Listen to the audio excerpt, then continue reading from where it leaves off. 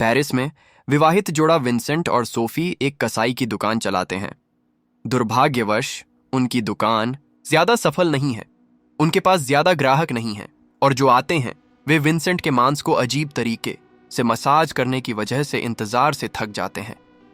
एक दिन शाकाहारी कार्यकर्ताओं का एक समूह दुकान पर हमला करता है, पेंट फेंकता है, चीजें तोड़ता है और दीवारों पर भित्ति चित्र बनाता है। विंसेंट उनका पीछा करता है और एक कार्यकर्ता को जमीन पर गिराकर उसका मुखौटा उतारने की कोशिश करता है, लेकिन कार्यकर्ता के दोस्त तुरंत वापस आकर विंसेंट को धक्का देकर अपने साथी को बचाते हैं। वे विंसेंट के पेट में लात मारकर भाग जाते हैं।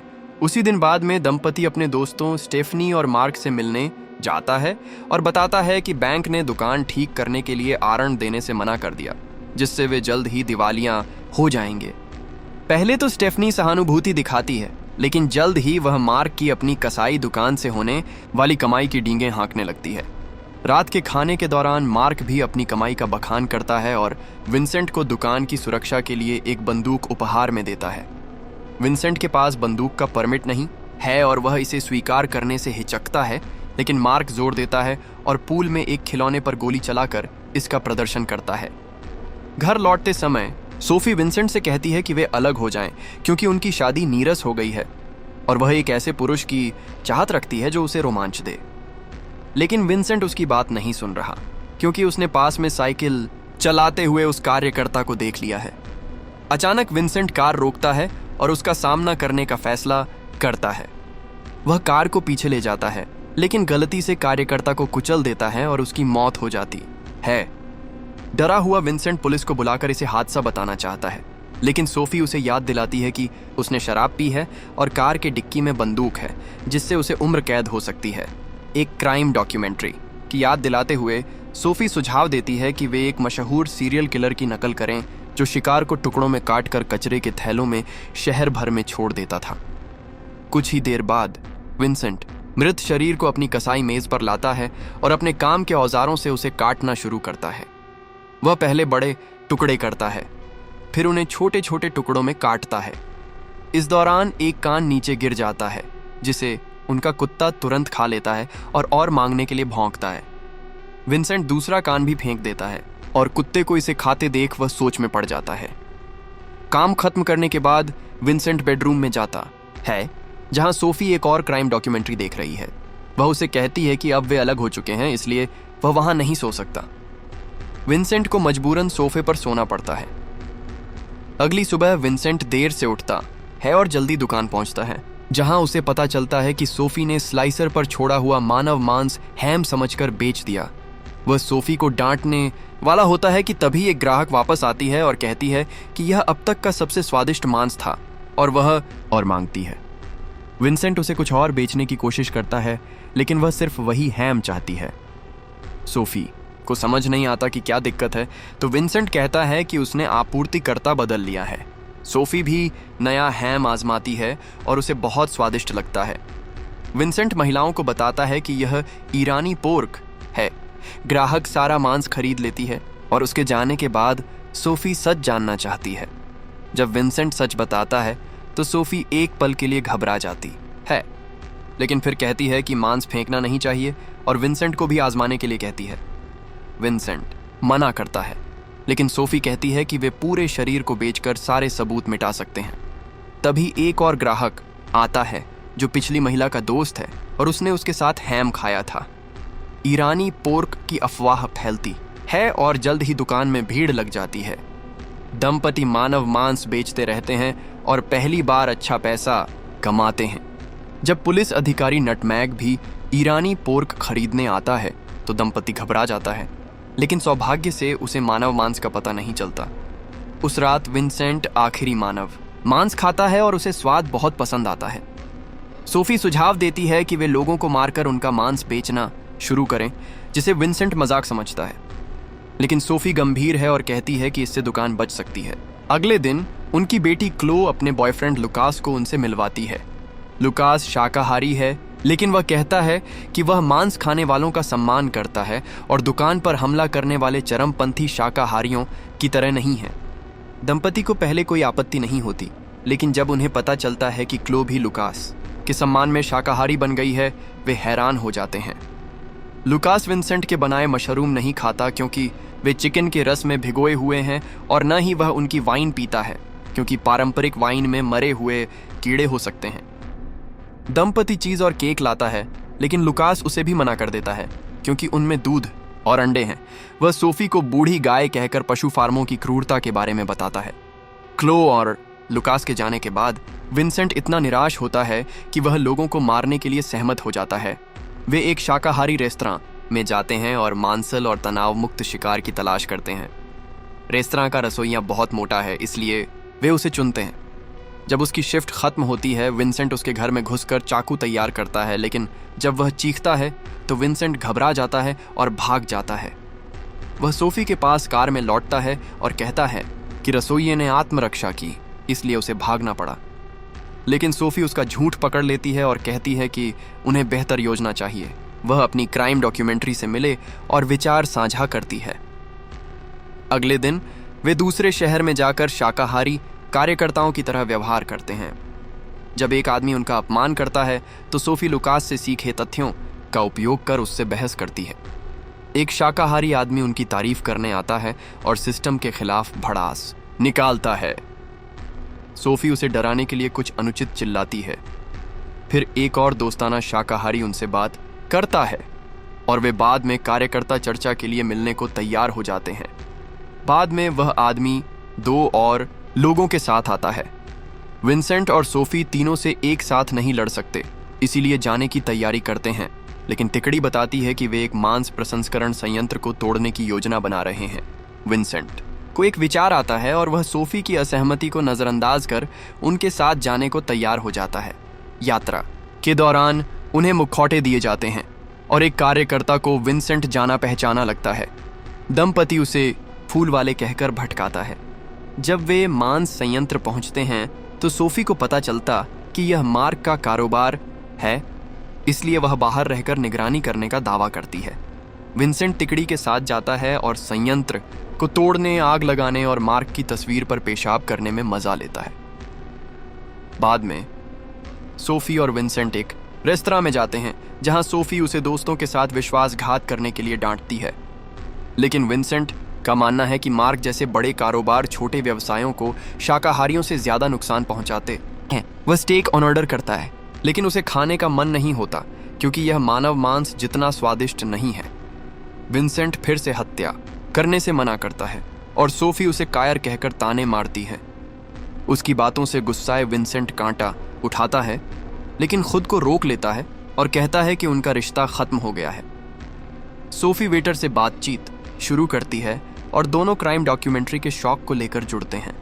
वेटर उसे घर छोड़ने की पेशकश करता है और जब वे दुकान के पास पहुंचते हैं तो वह मजाक में कहता है कि एक कसाई को लिफ्ट देना विडंबनापूर्ण है क्योंकि वह शाकाहारी है।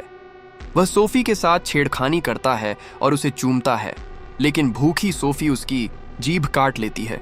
खून बहने पर वह उसे साफ करने के लिए अंदर बुलाती है। जब वेटर बाथरूम में होता है, सोफी विंसेंट से कहती है कि यह उनका अगला ईरानी सुअर हो सकता है और चुंबन का विवरण देकर उसे जलन पैदा करती है।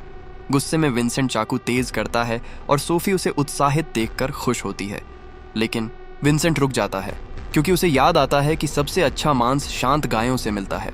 सोफी वेटर को सोफे पर मसाज देकर तैयार करती है। जब वह विंसेंट को जाने के लिए कहती है तो वह हिचकता है, लेकिन सोफी उसे तलाक की धमकी देकर राजी कर लेती है। विंसेंट किचन से निकलता है और देखता है कि वेटर नंगा है क्योंकि उसे लगता है कि यह दंपति का शरारती खेल है। इससे गुस्साए विंसेंट उसे मारने लगता है और उसकी मौत हो जाती है। तभी क्लो घर आ जाती है तो विंसेंट मछली घर के पानी से चेहरा धोता है और सोफी वेटर के कपड़े और शरीर को सोफे के पीछे छिपा देती है। क्लो परेशान है क्योंकि लुकास ने उससे ब्रेकअप कर लिया। उसे लगता है कि क्लो चुपके से मांस खा रही है और एक कसाई की बेटी के खून में मांस का प्यार है।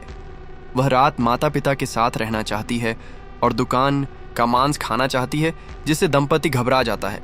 वे उसे लुकास को दूसरा मौका देने के लिए कहते हैं। क्लो के जाने के बाद दंपति लिविंग रूम की सफाई करता है और शरीर को काटता है। इस दौरान उनका रिश्ता फिर से मजबूत होता है।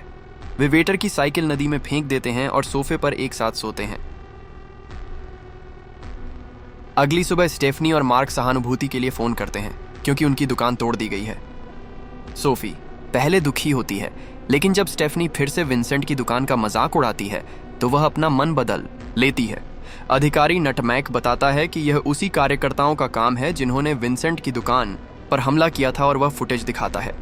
जब स्टेफनी और मार्क सरकार से मुआवजे की मांग करते हैं, नटमैक चुपके से सोफी और विंसेंट से ईरानी पोर्क मांगता है। उस दोपहर दुकान के बाहर लंबी लाइन लगती है और सारा मांस कुछ ही घंटों में बिक जाता है।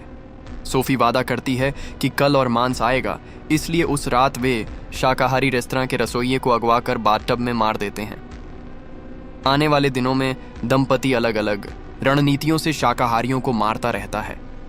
विंसेंट अब हिचकता नहीं और शिकार के रोमांच का आनंद लेने लगता है। उनकी दुकान में हर दिन ग्राहकों की भीड़ बढ़ती जाती है और हत्या उनकी दिनचर्या बन जाती है। एक रात वे एक शाकाहारी को मांस संयंत्र तोड़ने के लिए बुलाते हैं। जब वह मुखौटा चुन रहा होता है, विंसेंट चाकू निकालता है, लेकिन वह उसे देख लेता है और लात मारकर भाग जाता है। दंपति जंगल में उसका पीछा करता है, लेकिन वह गायब हो जाता है। सोफी सोचती है कि उनका साहसिक कार्य खत्म हो गया, लेकिन विंसेंट को अंधेरे में हलचल सुनाई देती है। सोफी उसका फोन बजाती है और रिंगटोन उसकी लोकेशन बता देती है। वह भागने की कोशिश करता है, लेकिन ठोकर खाकर गिर जाता है। जब दंपति उसे देखता है तो पता चलता है कि डर से उसका दिल रुक गया। अगले दिन सोफी और विंसेंट हार्ट अटैक आदमी के स्टेक स्टेफनी और मार्क के साथ साझा करते हैं, जो इसे स्वादिष्ट मानते हैं और जलन के कारण चुप रहते हैं। जब मार्क को मांस में धातु का टुकड़ा मिलता है तो स्टेफनी इसे पेसमेकर के रूप में पहचानती है।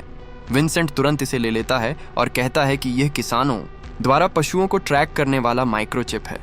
बहस शुरू हो जाती है और जब उनके दोस्त फिर से उनकी छोटी दुकान का मजाक उड़ाते हैं तो विंसेंट गुस्से में उन्हें जवाब देता है और उनकी हर चीज का अपमान करता है।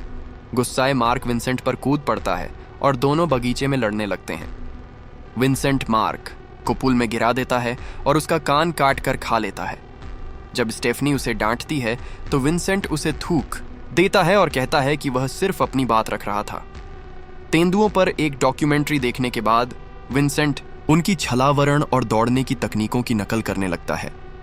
वह सांप की तरह गला घोंटने की तकनीक भी सीखता है। कुछ रातों को मानव मांस खाने से दंपति इतना उत्तेजित हो जाता है कि वे अंतरंग हो जाते हैं। एक दोपहर पार्क में बारबेक्यू पिकनिक के दौरान एक आदमी धुएं और जलती लाशों की गंध की शिकायत करता है, क्योंकि यह उसका पसंदीदा योगा स्थान है। दंपति उसे मार देता है। बाद में वे एक शाकाहारी आयोजन में नए शिकार की तलाश में जाते हैं। विंसेंट एक मोटे लड़के की ओर आकर्षित होता है, लेकिन बच्चों को चोट न पहुंचाने की अपनी नीति के कारण घबरा जाता है। तभी वे क्लो और लुकास से टकराते हैं और उन्हें दिखावा करना पड़ता है कि वे शाकाहारी बन गए हैं। लुकास गायब हुए शाकाहारियों के बारे में बात करता है और सोचता है कि इसके पीछे किसान संघ या कसाई गिल्ड है। अचानक वह उन्हें कसाई कहकर आयोजन से निकाल देता है, जिसे मार्क की दुकान तोड़ने वाला कार्यकर्ता सुन लेता है। बाहर निकलते समय सोफी एक अश्वेत महिला को देखती है और कहती है कि यह एक नया स्वाद है। विंसेंट अपनी महिलाओं को न मारने की नीति छोड़ देता है और वे उसका पीछा करते हैं। उस रात विंसेंट का चाकू टूट जाता है। वह नया चाकू लेने दुकान जाता है और नटमैक को दरवाजा खटखटाते देखता है। नटमैक को देर रात दुकान की बत्ती जलती देख अजीब लगता है, तो विंसेंट कहता है कि वह देर तक काम कर रहा था। जब कुत्ता एक हाथ मुंह में लिए पास आता है तो विंसेंट उसे डांट कर भगा देता है और नटमैक को बताता है कि दुकान पर हमले के बाद से उसे PTSD है। नटमैक गायब शाकाहारियों का जिक्र करता है। बाद में विंसेंट सोफी को बताता है कि उसने महिला का मांस फेंक दिया, क्योंकि उसे लगता है कि नटमैक को शक हो रहा है। वह हत्या छोड़ना चाहता है, लेकिन सोफी मशहूर सीरियल किलरों का रिकॉर्ड तोड़ना चाहती है। उनकी बहस तब रुकती है जब दरवाजे की घंटी बजती है। यह लुकास है, जो अपने गुस्से के लिए माफी मांगने आया है और कहता है कि उसे लगता है कि वह क्लो को खो रहा है। सोफी उसे आराम करने के लिए रुकने को कहती है, जिससे विंसेंट समझ जाता है कि वह उसे मारना चाहती है। वह तुरंत लुकास को बाहर निकाल देता है और सोफी को ईरानी पोर्क खत्म करने की बात कहता है। उस रात सोफी डॉक्यूमेंट्री नहीं देख पाती और टीवी बंद कर देती है, जबकि विंसेंट कुत्ते के साथ सोफे पर सोता है। अगले दिन विंसेंट सामान्य गोमांस बेचने की कोशिश करता है, लेकिन ग्राहक ईरानी पोर्क न होने पर चले जाते हैं। सोफी उसे कायर कहती है और विंसेंट इतना सब करने के बाद इसे बर्दाश्त नहीं कर पाता और चला जाता है। बाद में जब सोफी दुकान बंद कर रही होती है तो कार्यकर्ता आकर फूल वालों के बारे में पूछते हैं। शाम को विंसेंट घर लौटता है और देखता है कि कुत्ता कार्यकर्ताओं की वैन पर भौंक रहा है। कार्यकर्ताओं ने सोफी को कसाई के फ्रिज में बांध रखा है और कहते हैं कि वे उसके साथ वैसा ही करेंगे जैसा वह जानवरों के साथ करती है। जब एक आदमी उसे मारने वाला होता है तो विंसेंट अपने कुत्ते के साथ घुसता है जो तुरंत हमलावर पर हमला करता है। विंसेंट एक महिला के सिर में चाकू फेंककर उसे मार देता है, फिर आखिरी आदमी से लड़ता है जो उसे आसानी से हरा देता है और उसी के चाकू से उसे घायल कर देता है। गुस्साई सोफी रस्सियां खोलकर मांस हुक से उस आदमी को मार देती है और कुत्ता आखिरी कार्यकर्ता को खत्म कर देता है। सोफी चाकू निकालती है और देखती है कि विंसेंट को गंभीर चोट नहीं लगी। कुछ समय बाद सोफी और विंसेंट के बारे में एक डॉक्यूमेंट्री बनती है। स्टेफनी और मार्क का साक्षात्कार लिया जाता है, जिनके बयान से पुलिस को गिरफ्तारी में मदद मिली। वे नटमैक के बारे में नस्लवादी टिप्पणियां करते हैं और बताते हैं कि उन्होंने किसानों से चिप के बारे में पूछा, लेकिन कोई ऐसी तकनीक इस्तेमाल नहीं करता था। अगर पेसमेकर न मिला होता तो सोफी और विंसेंट कभी पकड़े न गए होते। दंपति को उम्र कैद की सजा मिलती है और मुकदमे के अंत में जज ने उनसे पूछा कि क्या उन्हें कोई पछतावा है। सोफी का एकमात्र पछतावा यह था कि उन्होंने पेसमेकर वाले आदमी को मारा।